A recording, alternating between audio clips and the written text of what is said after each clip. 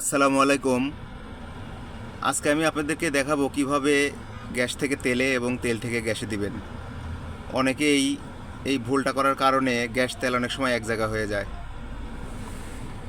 এই এটা নিচেরটা হচ্ছে গ্যাসের বাতি, উপরেরটা হচ্ছে তেলের বাতি, মাঝখানে হচ্ছে মুড অপশন।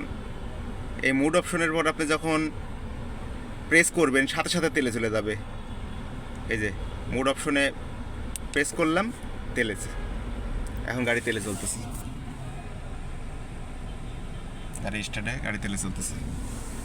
এখন যদি আপনি আবার এই মোড অপশনে প্রেস করেন তাহলে কিন্তু আপনার গাড়ি তেলেই চলতেছে।